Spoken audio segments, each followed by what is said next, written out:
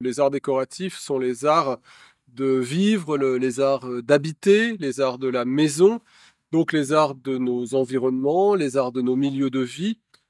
Aujourd'hui, notre maison, c'est la Terre. La question de l'habiter, elle se pose à l'échelle planétaire.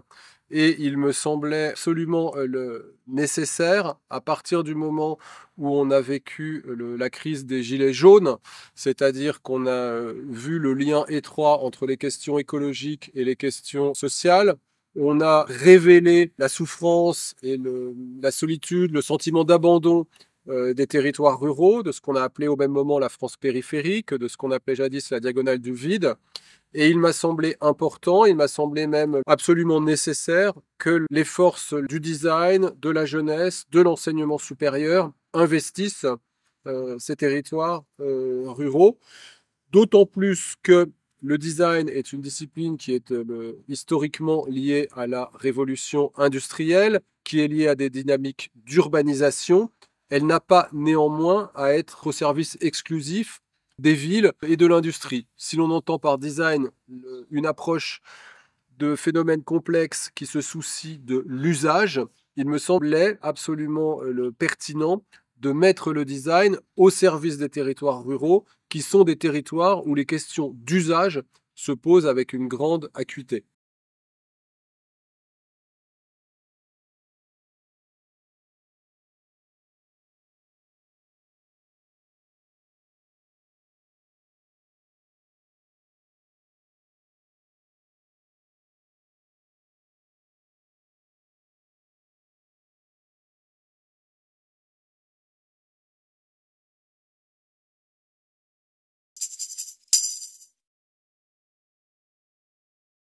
Ce à quoi on a assisté ce matin, c'est-à-dire la restitution d'une année de travail sur la question de la mobilité en milieu rural et plus précisément la façon dont on peut réduire l'autosolisme en milieu rural, ça a été extrêmement probant, me semble-t-il. On a un duo de jeunes designers qui, en partenariat avec la SNCF, a le prototypé un nouveau service qui permet de transporter à la fois des élèves, des scolaires, des salariés, des employés et des denrées alimentaires.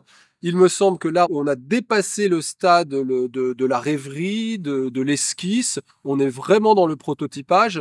On a vu combien les acteurs locaux, les usagers étaient enthousiastes. Pour ma part, j'attends beaucoup de ce projet qui me semble pouvoir être développé encore plus loin, comme c'est la volonté, le souhait de la SNCF qui va nous accompagner pour finaliser le projet.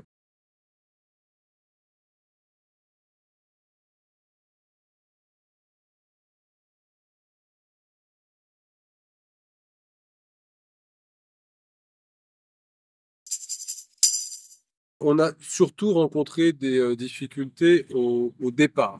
Première difficulté, c'est arriver avec le mot design à la campagne, dans le milieu des collectivités territoriales, arriver dans la population avec ce mot design dont on ne comprend pas immédiatement en quoi il va pouvoir concerner la population, en quoi il va pouvoir être une réponse ou une esquisse de réponse à un certain nombre de problèmes qui se posent dans les territoires ruraux. Seconde difficulté, ça a été parfois de préciser certaines commandes, transformer une problématique en une commande et puis bien gérer le temps et notamment cette étape qui est toujours une étape extrêmement difficile pour les designers et en particulier pour les jeunes designers ou les étudiants en design, c'est passer du stade de l'enquête, de la recherche à la réalisation. Et là, il y a toujours un moment qui est un petit peu compliqué. Et je dois dire que si on reste sur cette commande la SNCF, l'accompagnement, notamment d'une agence de design, de Grégoire Alix Stabling, de Vraiment Vraiment, nous a grandement facilité la tâche. Voilà. Et troisième chose, pardon, que je tiens à dire, c'est le grand pas qui a été franchi entre cette deuxième année et la première année. La première année, c'était l'année des pionniers, des tâtonnements. Et là, je dois dire qu'on est dans une année quand même de confirmation de la pertinence d'un projet comme celui-ci.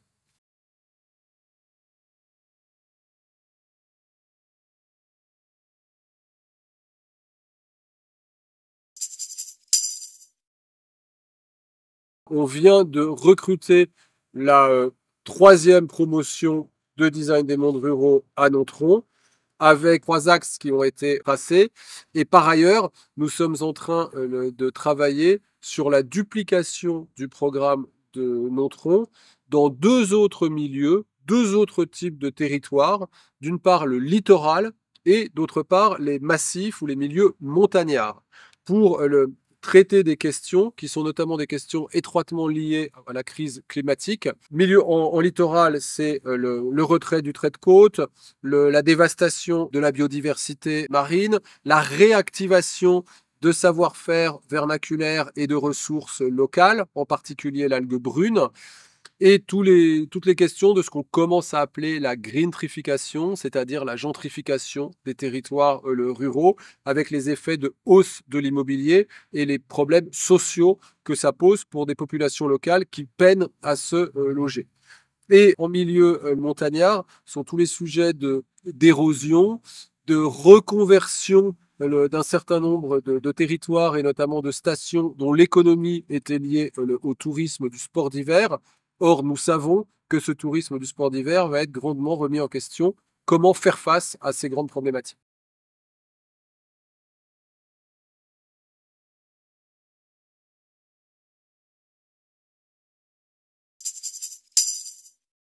Le coût pour l'ENSAD de ce projet, hors la valorisation de ce qui est mis à notre disposition par la communauté de communes et la commune de Nontron, à savoir la maison qui nous loge et un véhicule, ce coût il est de 150 000 euros par an. 150 000 euros par an qui couvre principalement la bourse de 8 000 euros par résident. Ils sont 6, donc ça fait 48 000 euros, et qui couvre les coûts d'encadrement pédagogique qu'on estime à 60 000 euros les coûts chargés par an.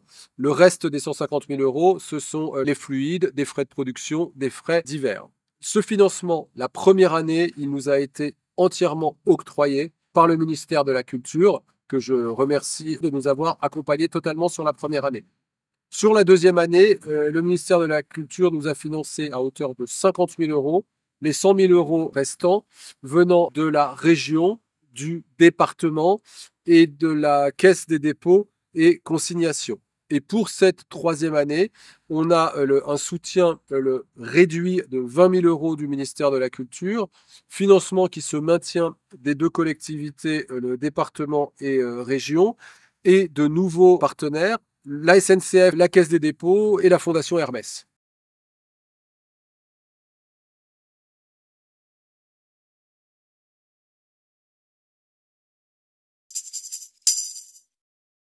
Chaque année, on tient à réserver la primeur de la divulgation à Nontron, aux Nontronais. Donc c'est cette restitution qui se tient aujourd'hui même à Nontron. Et ensuite, il y aura une présentation des projets à la Fondation Martel à Cognac à la rentrée, à l'automne, en même temps qu'une nouvelle édition des rencontres que nous avons organisées à Meisenthal l'année dernière sous l'intitulé Campagne première, qui vise à réunir, à fédérer les initiatives d'art, de design, d'architecture, de paysagisme en milieu rural.